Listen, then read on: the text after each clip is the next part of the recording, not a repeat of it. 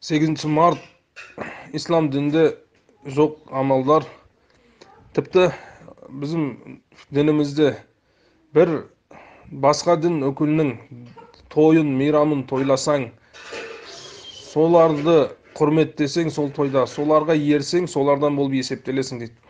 Бұл 8 мартта сол. Ислам діні тек қана екі тойды бізге рұқсат береді, екі мейрамды тойлауға. Ол құрбан айт, былай айтқанда оразаның айты. Қалғандарын бізге рұқсат бермейді.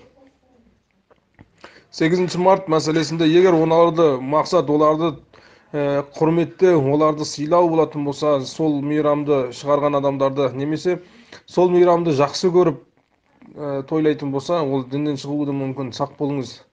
Ол ойыншық мәселе емес. Иман деген мәселе тал шаштың үстінде жүргендей, ол өте мұқият сақ болу керек.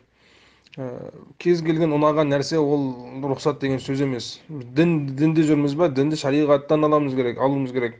Нәби саллаллаху пайғамбардан, Құдайдың айтқанын, Алла субханаху ва тағаланың айтқанымен жүруіміз керек.